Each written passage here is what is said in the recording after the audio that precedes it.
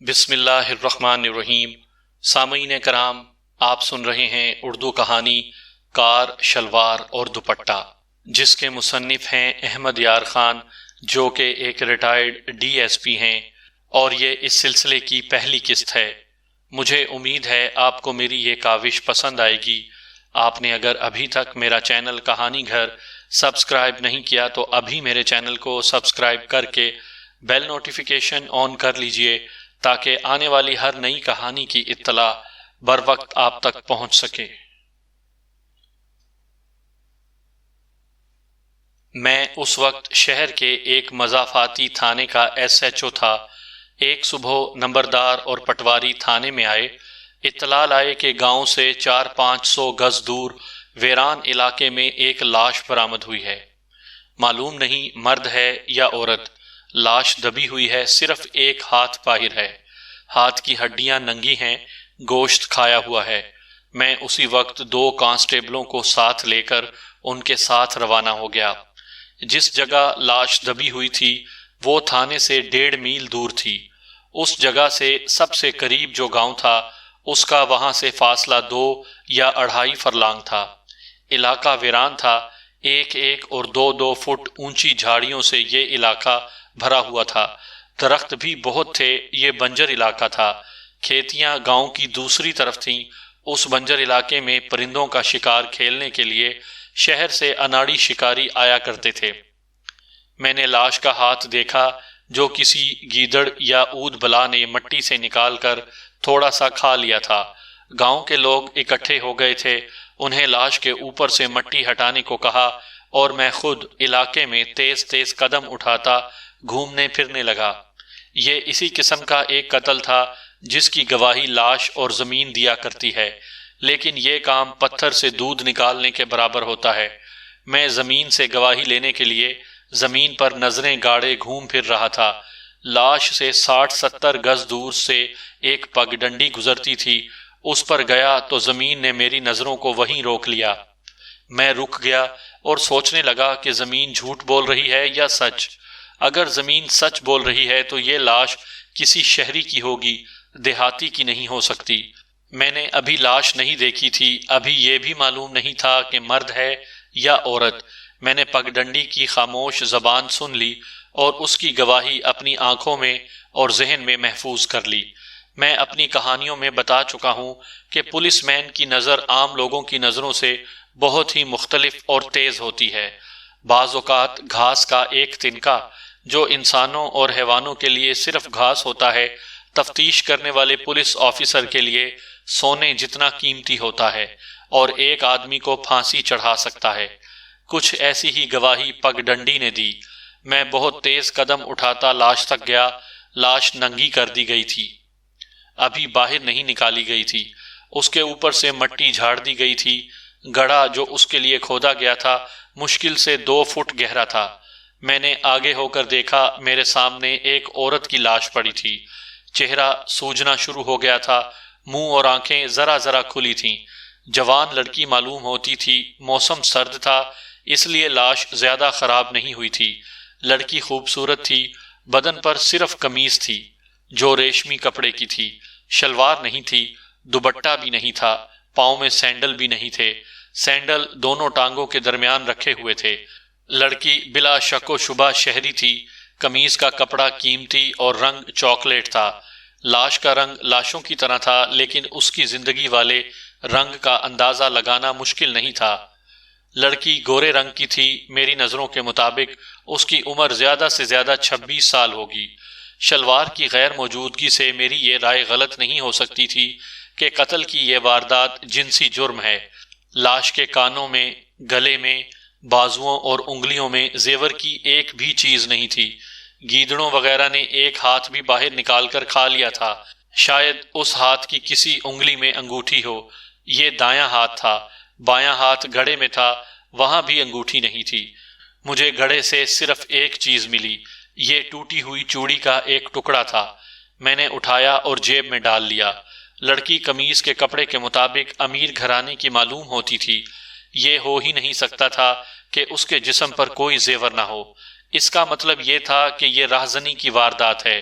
اس طرح یہ 3 جرائم کی واردات تھی: اغوا یا رہزنی، آبرو ریزی اور قتل۔ یہ کام پیشہ وروں کا ہی ہو سکتا تھا۔ میں نے لاش باہر نکلوا کر گاؤں سے منگوائی ہوئی چارپائی پر رکھوائی، سر سے پاؤں تک ہر طرف سے لاش کا نظری معائنہ کیا۔ جسم پر ضرب یا زخم کا کوئی نشان نہیں تھا، خراش تک نہیں تھی۔ گردن کے گرد رسی یا انگلیوں کا کوئی نشان نہیں تھا۔ اس سے ظاہر ہوا کہ گلا نہیں گھونٹا گیا۔ سر پر ہاتھ پھیرا، ابھرا ہوا کوئی نشان نہیں تھا جو چوٹ کی گواہی دیتا۔ میری رائے میں لڑکی کی موت کا باعث وہ تشدد تھا جو لڑکی سے کیا گیا، اور اس سے اس کی حرکت قلب بند ہو گئی۔ اس صورت میں مجرم ایک سے زیادہ تھے، اتنے زیادہ کہ لڑکی زندہ نہ رہ سکی۔ میں نے تماشائیوں کو، جو سب کے سب دیہاتی تھے، وہاں سے دور ہٹا دیا تھا۔ دونوں کانسٹیبلوں سے کہا کہ ہر طرف جا کر شلوار اور دوپٹہ تلاش کریں، یا کوئی ایسی چیز دیکھیں جو اس لڑکی کے جسم سے اتری ہو۔ اس دوران میں نے نمبردار اور پٹواری کے بیان قلم بند کیے۔ جس آدمی نے سب سے پہلے لاش کی نشاندہی کی تھی، اس کے بیان لیے اور لکھے۔ ضروری کاغذی کارروائی کی، انگوٹھے لگوائے۔ تقریباً 1.5 گھنٹہ گزر گیا ہوگا۔ کانسٹیبل آ گئے۔ انہیں ٹوٹی ہوئی کانچ کی چوڑیوں کے 3 ٹکڑوں کے سوا کچھ بھی نہ ملا۔ جہاں سے یہ ٹکڑے ملے میں وہاں گیا۔ مٹی کے نشان بتاتے تھے کہ یہاں ضرور کوئی لیٹا رہا ہے۔ پاؤں کے نشان بہت تھے، مگر اتنے گڈمڈ کہ پہچانے نہیں جاتے تھے۔ واردات اسی جگہ ہوئی تھی۔ وہاں سے پاؤں کے جو نشان چلے وہ بھی اتنا ہی پہچانے جا سکے کہ یہاں سے کوئی گزرا ہے۔ نشان واضح نہیں تھے، صرف اتنا سا سراغ ملا کہ لڑکی پر تشدد کس جگہ کیا گیا ہے۔ یہ سراغ میری کوئی مدد نہیں کر سکتا تھا، بس ایسے ہی تھا کہ دریا میں سے ایک قطرہ کسی پیاسے کے منہ میں ڈال دو۔ میرے اس شک کی تائید ہو گئی کہ یہ آبرو ریزی اور قتل کی واردات ہے۔ میں نے چوڑیوں کے 3 ٹکڑے جیب میں ڈال لیے، لاش اٹھوا کر تھانے میں بھیجی۔ میں خود پیچھے رہ گیا۔ نمبردار کو خفیہ ہدایات دیں، مخبروں کو اپنا کام شروع کرنے کو کہا، اور میں تھانے چلا گیا۔ میرے ذہن میں پگڈنڈی کی گواہی کے سوا اور کچھ بھی نہیں تھا۔ دیہاتیوں کا کام تو آسان تھا، انہوں نے گڑا مردہ اکھاڑ کر دکھا دیا تھا۔ اب مجھے زمین کی تہہ سے مجرموں کو نکالنا اور عدالت میں کھڑا کرنا تھا۔ پہلے تو میں خوش تھا کہ یہ لاش کسی دیہاتی کی ہوگی اور یہ خاندانی دشمنی کی بنا پر قتل کیا گیا ہوگا۔ ایسے قتل کے کیسوں کی سراغ رسانی بہت آسان ہوتی ہے، مخبر فوراً پتہ چلا لیتے ہیں، مگر اس کیس میں شہریوں نے اپنی ایک لاش دیہاتی علاقے میں لا کر دبا دی تھی۔ اب مجھے سمندر میں ڈوبی ہوئی چونٹی کو ڈھونڈنا تھا۔ مجھے امید کی ایک کرن نظر آئی، وہ یہ کہ شہر کے کسی نہ کسی تھانے میں کسی جوان لڑکی کی گمشدگی کی رپورٹ درج کرائی گئی ہوگی۔ اگر لڑکی کا اتا پتہ مل جائے تو مجرم کے گھر تک پہنچنا قدرے آسان ہو جائے گا۔ دوسری صورت یہ تھی کہ جرائم پیشہ افراد کی فہرست مل جائے گی۔ جرائم پیشہ لوگوں سے ہم اقبال جرم کرا لیا کرتے تھے۔ اس فہرست میں جنسی جرائم کے پیشہ وروں کے بھی نام تھے۔ تھانے جا کر میں نے لاش کی قمیص سامنے سے پھاڑ کر اتروا لی۔ لاش سے قمیص بغیر پھاڑے نہیں اتاری جا سکتی تھی۔ پھر لاش پوسٹ مارٹم کے لیے بھجوائی اور ٹیلی فون پر بیٹھ گیا۔ 1 گھنٹہ صرف کر کے تمام تھانوں سے اور پولیس ہیڈ کوارٹر سے پوچھا کہ کسی لڑکی کی گمشدگی کی رپورٹ تو نہیں آئی۔ ہر جگہ سے جواب ملا، نہیں۔ یہ جواب سن کر میں بڑی صبر آزما تفتیش کے لیے تیار ہو گیا۔ فوٹوگرافر کا انتظام کر کے ہسپتال بھیج دیا تاکہ لڑکی کے چہرے کی تصویر نہایت صاف لے کر 5-6 کاپیاں بنا دے۔ لاش کو 4-5 روز ہسپتال کے سرد خانے میں رکھنے کا بھی انتظام کیا اور میں سر پکڑ کر بیٹھ گیا۔ پوسٹ مارٹم رپورٹ شام تک نہ آئی تو میں ہسپتال چلا گیا۔ موت کا باعث معلوم نہیں ہو رہا تھا۔ ایک انگریز اسپیشلسٹ دیکھ رہا تھا۔ بہت انتظار کے بعد رپورٹ ملی۔ لڑکی کی موت سانس رکنے سے واقع ہوئی تھی، گلا نہیں گھونٹا گیا تھا۔ دوسرا طریقہ یہی ہو سکتا تھا کہ منہ اور ناک پر ہاتھ یا کپڑا دبا کر سانس روکا گیا ہو۔ لڑکی کا مذہب معلوم نہیں ہو سکا۔ اس کی عمر 25 سال کے لگ بھگ بتائی گئی۔ وہ کنواری نہیں تھی، یعنی شادی شدہ تھی۔ ڈاکٹروں کے معائنے کے مطابق اس نے ابھی تک ایک بھی بچے کو جنم نہیں دیا تھا۔ اسے 3 روز پہلے قتل کیا گیا تھا۔ اس رپورٹ نے میرے لیے ایک بہت پیچیدہ مشکل پیدا کر دی۔ ڈاکٹر نے لکھا تھا کہ موت سے پہلے لڑکی پر مجرمانہ حملہ نہیں کیا گیا، تشدد کے کوئی آثار نہیں ملے۔ میرے سامنے جو سوالات آئے وہ یہ تھے، اگر لڑکی پر مجرمانہ حملہ نہیں ہوا تو شلوار کہاں گئی؟ لڑکی کے زیورات یقیناً اتارے گئے ہیں، جو کسی پیشہ ور مجرم کا کام ہے۔ کیا وہ مجرم اس قدر شریف تھا کہ اتنی خوبصورت اور جوان لڑکی کو اس نے بہن کا درجہ دے کر اس کی عزت پر ہاتھ نہ ڈالا؟ لڑکی کو مرے 3 دن ہو گئے تھے، یعنی 3 دن اور 3 راتیں وہاں پڑی رہی، مگر صرف ایک ہاتھ کھایا گیا۔ گیدڑوں یا اود بلاؤں نے لاش کھود کر کیوں نہ نکالی؟ کیا یوں ہوا ہوگا کہ لڑکی کو گھر میں قتل کیا گیا اور تیسرے روز یہاں دفن کیا گیا؟ یہ ایک ہاتھ اوپر کس طرح اور کیوں رہا؟ شہر کی لڑکی اتنی دور ویرانے میں کیوں گئی؟ کیا اسے زبردستی لے جایا گیا یا قتل کر کے لے جایا گیا؟ پگڈنڈی نے خاموش سی گواہی دی تھی کہ لڑکی کو وہاں تک لے جایا گیا۔ یہ معلوم کرنا تھا کہ مردہ لے جایا گیا یا زندہ۔ کیا اسے صرف قتل کرنا مقصود تھا؟ اگر مقصد یہی تھا تو شلوار اور زیورات کہاں لے گئے؟ لڑکی تھی کون؟ لاش سرد خانے میں رکھوا دی گئی۔ فوٹوگرافر نے اسی شام مجھے لڑکی کے چہرے کے فوٹو دے دیے، جو میں نے تمام اخبارات کو اس ہدایت کے ساتھ بھجوا دیے کہ کل صبح کے اخبار میں ضرور شائع کیے جائیں۔ صبح اخبار آئے، فوٹو چھپ گئے تھے۔ نیچے لکھا گیا تھا کہ اس لڑکی کے وارث ہسپتال کے سرد خانے میں لاش شناخت کر سکتے ہیں۔ مجھے یہ خدشہ تھا کہ لاش کا چہرہ کچھ پھول گیا تھا، اس لیے وارث فوٹو سے شناخت نہیں کر سکیں گے۔ دوسرے دن ریڈیو سے بھی اعلان کرایا گیا، لڑکی کا حلیہ بیان کیا گیا، مگر وہ دن، اگلے دن اور اس سے بھی اگلے دن کوئی نہ آیا۔ ہسپتال سے یہ اطلاع آئی کہ لاش چونکہ پہلے ہی پھولنی شروع ہو گئی تھی، اس لیے سرد خانے میں یہ زیادہ دن نہیں رکھی جا سکتی۔ خراب ہو رہی ہے، مجھے لاش وہاں سے اٹھوانی پڑی۔ مذہب کا کچھ پتہ نہ تھا، میں نے مسلمانوں کے قبرستان میں دفن کرا دی۔ اس سے مجھے یہ سکون ضرور ہوا کہ لڑکی کا کوئی وارث سامنے نہیں آیا۔ ہو سکتا ہے کہ یہ کیس گول ہی ہو جائے، لیکن لڑکی لا وارث تو نہیں ہو سکتی تھی۔ مجھے یہ خیال بھی آیا کہ اسے کسی دور دراز شہر سے نہ لایا گیا ہو۔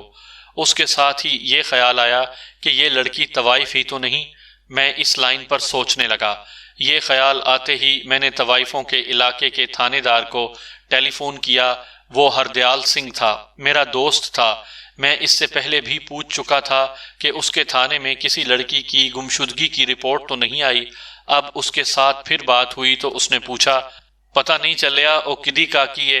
میں نے اسے بتایا کہ کچھ پتہ نہیں چل رہا کہ وہ کون تھی۔ ہردیال سنگھ نے مجھے ایک دانش مندانہ مشورہ دیا، کہنے لگا، احمد یارا میری گل من، پہلا تا ہا پتا کر جے او کدی کا کیے، پھر تینوں پتہ چل جائے گا او کون سیگی۔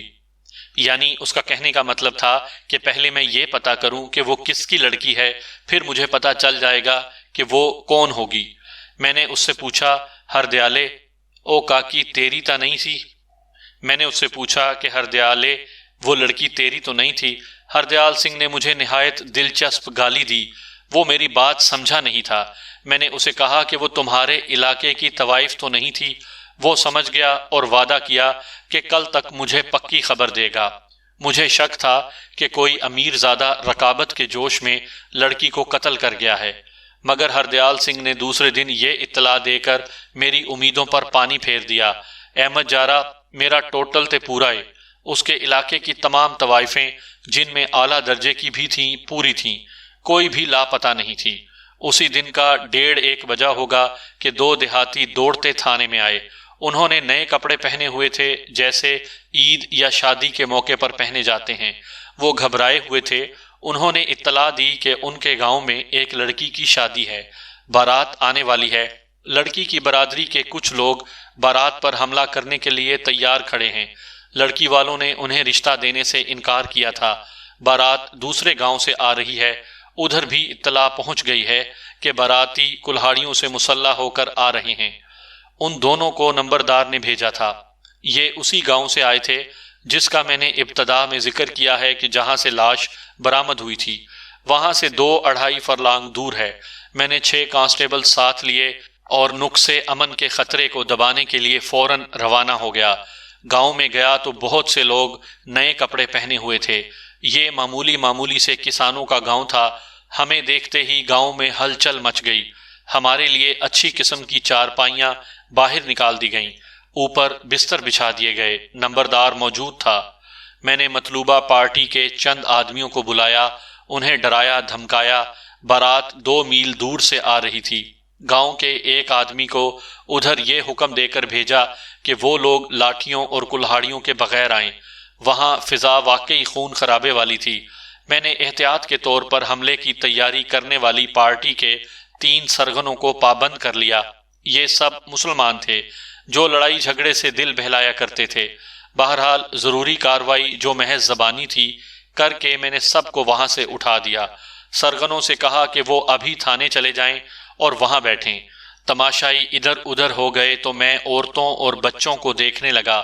سب نے رنگا رنگ کپڑے پہنے ہوئے تھے۔ عورتوں کے کپڑے بہت شوخ تھے، بھڑکیلے اور گہرے رنگ کے کپڑے جو خاصے سستے تھے۔ ان دنوں ٹاسا بہت چلتا تھا یا اکڑا ہوا مصنوعی ریشم جو چمک دیتا تھا، یہ سستا ہوتا تھا۔ دیہاتی یہی کپڑا پہنا کرتے تھے کیونکہ ان میں شو اور شوخی زیادہ اور قیمت کم ہوتی تھی۔ ایسے کپڑے یہ عورتیں عیدوں پر یا شادیوں پر پہنا کرتی تھیں۔ مجھ سے تقریباً 15 گز دور ایک درخت کے نیچے 6 عورتیں اور کچھ بچے کھڑے تھے۔ ان سب میں کوئی خاص بات نہیں تھی کہ میں انہیں غور سے دیکھتا۔ ان پر اڑتی ہوئی نگاہ ڈالی تو ایک عورت نے میری نظروں کو بالکل اسی طرح جکڑ لیا جس طرح لاش برآمد ہوتے وقت پگ ڈنڈی نے میری نظروں کو جکڑ لیا تھا۔ اس کا رنگ دوسری عورتوں کی نسبت صاف تھا، جسم بہت اچھا تھا۔ باقی عورتوں نے بال اس طرح گوندے رکھے تھے کہ کوئی بال دوپٹے سے باہر نہیں تھا، لیکن اس عورت نے کن پٹیوں سے کچھ بال کانوں سے آگے کو کھلے چھوڑ رکھے تھے جو اچھے لگتے تھے۔ وہ جوان بھی تھی، وہ شوخ بھی نظر آتی تھی، مگر میں نے اسے غور سے اس وجہ سے نہیں دیکھا کہ دوسریوں کی نسبت اس میں کشش تھی۔ وجہ یہ تھی کہ اس کی شلوار اکڑے ہوئے ٹاسے کی نہیں تھی بلکہ قیمتی کپڑے کی تھی، اور اس کا دوپٹہ بھی قیمتی تھا۔ البتہ اس کی قمیض دیہاتی ذوق کے عین مطابق تھی۔ یہ لوگ شوخ رنگ پسند کیا کرتے تھے، مثلاً گہرا سرخ، گہرا سبز اور جامنی وغیرہ۔ اس عورت کی قمیض تو دیسی ہی تھی، لیکن شلوار اور دوپٹے کا رنگ دیہاتی ذوق سے بہت دور تھا۔ رنگ کے علاوہ شلوار کے کپڑے کی ڈھلک بتاتی تھی کہ یہ عورت کھاتے پیتے گھرانے کی ہے اور اس کا ذوق شہری ہے، مگر قمیض بھانڈا پھوڑ رہی تھی۔ اچانک شلوار اور دوپٹے کے رنگ نے میرے ذہن میں ہلچل مچا دی۔ رنگ چاکلیٹ تھا۔ میری نظروں کے سامنے لاش کی قمیض آ گئی۔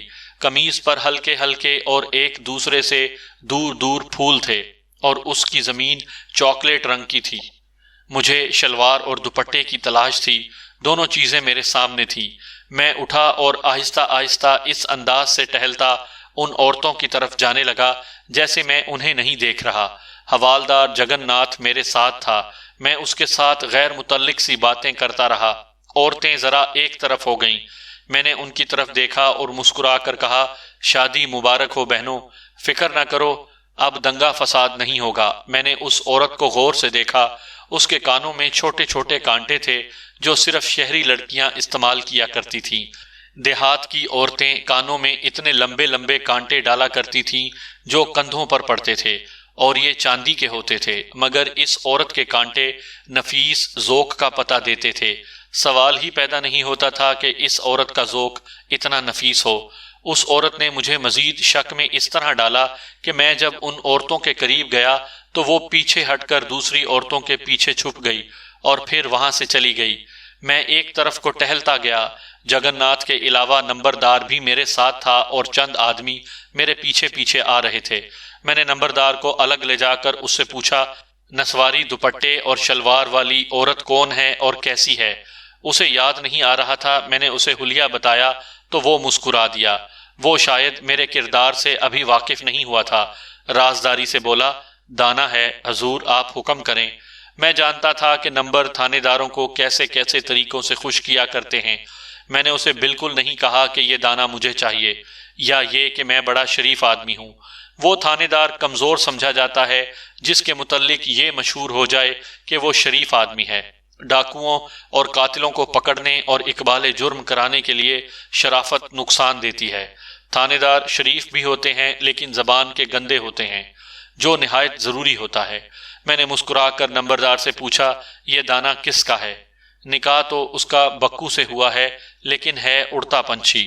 نمبردار نے جواب دیا، اس عورت کا نام آمنہ بی بی ہے، لوگ اسے امو پکارتے ہیں۔ 3 سال پہلے اس کی شادی اس گاؤں میں ہوئی تھی جہاں سے آج بارات آ رہی ہے۔ 1 سال بعد اسے بد چلنی کے شبے میں طلاق مل گئی تھی۔ 1 سال گھر بیٹھی رہی، پھر بکو نے اس کے ساتھ شادی کر لی۔ 1 سال ہو گیا ہے، لڑکی شو باز ہے، آنکھوں سے باتیں کرتی ہے، شکاری عورت ہے۔ اس کے خاوند بکو کے متعلق نمبردار نے بتایا، آدمی ٹھیک نہیں، کھیتی باڑی کرتا ہے اور واردات کرنے سے بھی نہیں ڈرتا، جوا بھی کھیل لیتا ہے، لٹھ باز ہے، چاقو چلا لیتا ہے۔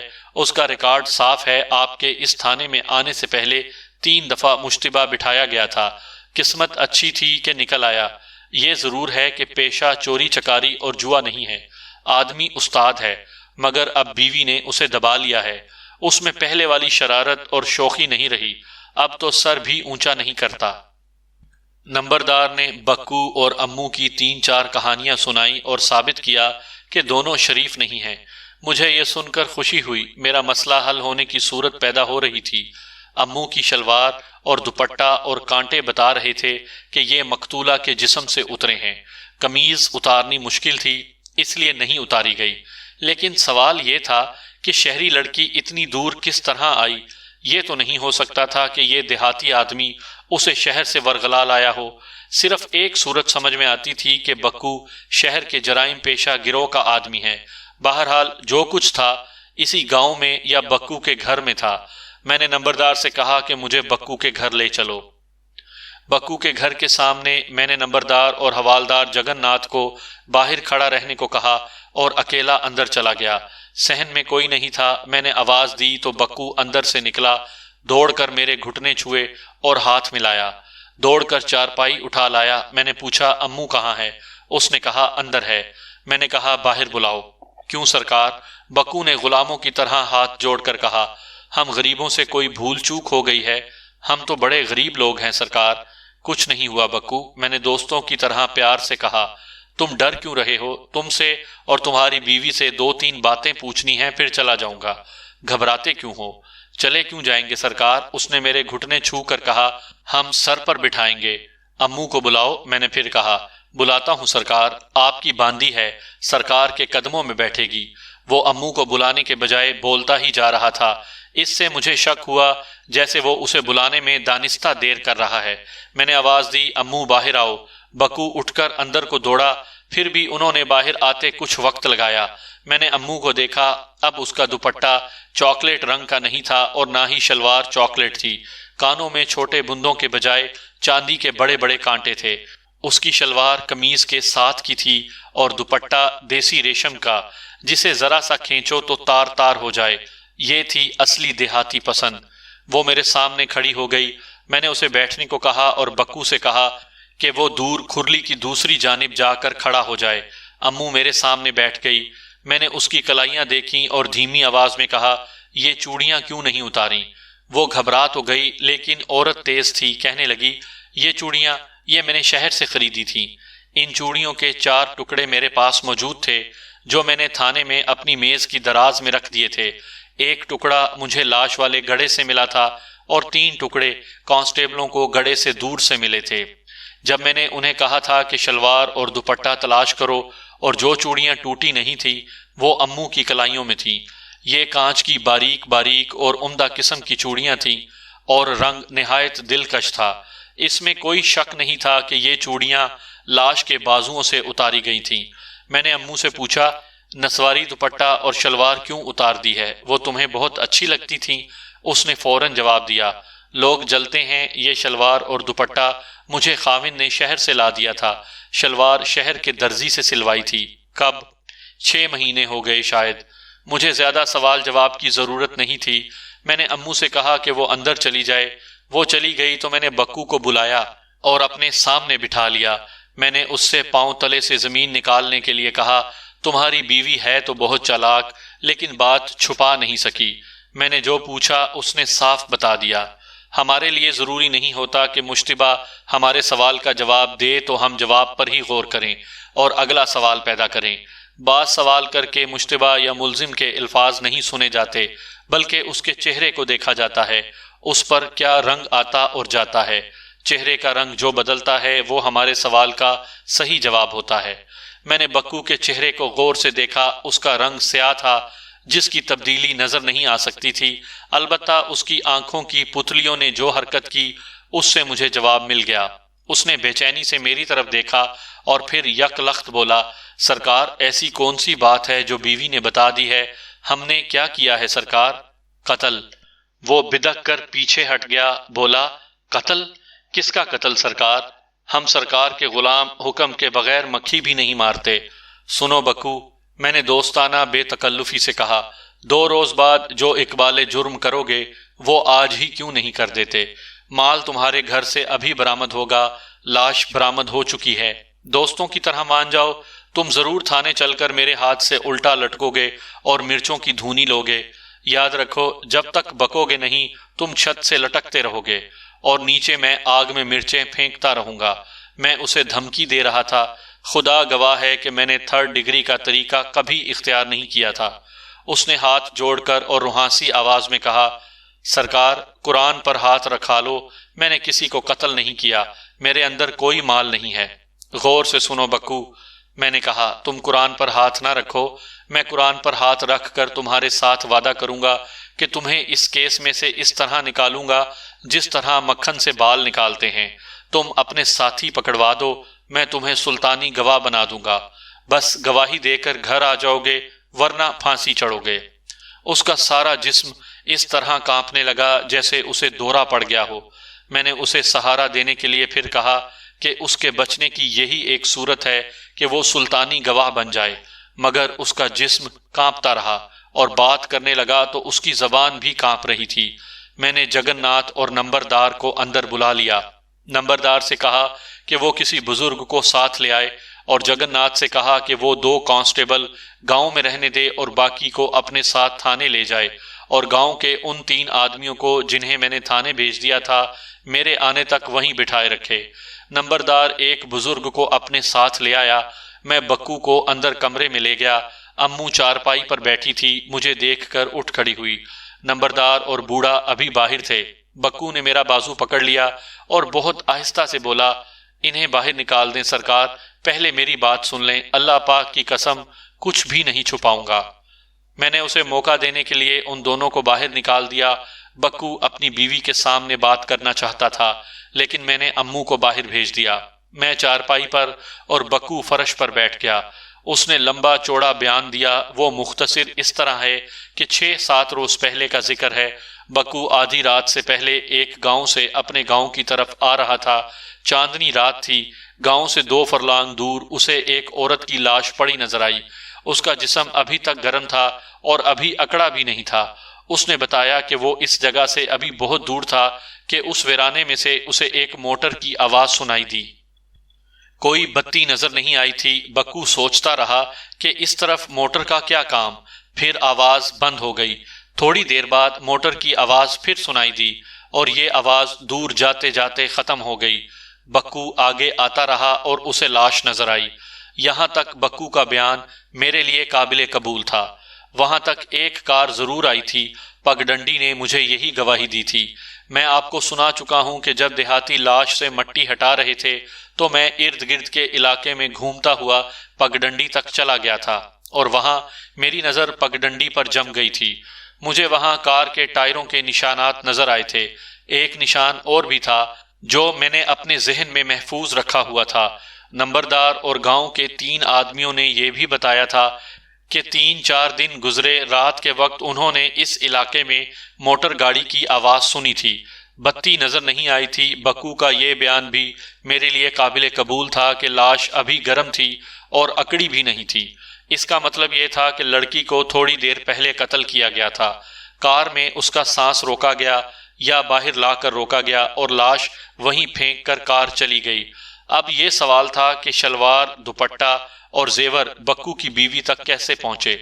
بکو نے بتایا کہ وہ لاش کی اطلاع نمبردار کو دے کر یہ خطرہ مول نہیں لینا چاہتا تھا کہ اس پر شک کیا جائے یا وہ گواہ کی حیثیت سے پیشیاں بھگتتا رہے۔ چاندنی میں اسے لڑکی کے کانوں کے بندے چمکتے نظر آئے۔ جیسا کہ نمبردار نے مجھے بتایا تھا کہ بکو شریف آدمی نہیں ہے اور واردات کرنے سے بھی نہیں گھبراتا، میں بکو کا یہ بیان سن کر حیران نہ ہوا کہ اس نے لاش کے کانوں سے دونوں بندے اتار لیے۔ گلے میں سونے کی زنجیر اور اس کے ساتھ سونے کا پتہ تھا جس کا سائز 1 روپے کے سکے جتنا تھا۔ ایک انگوٹھی دائیں ہاتھ کی درمیانی انگلی میں تھی اور ایک بائیں ہاتھ کی چھوٹی انگلی کے ساتھ والی انگلی میں۔ بکو نے یہ تمام چیزیں اتار لیں اور بہت تیز چلتا گھر چلا گیا۔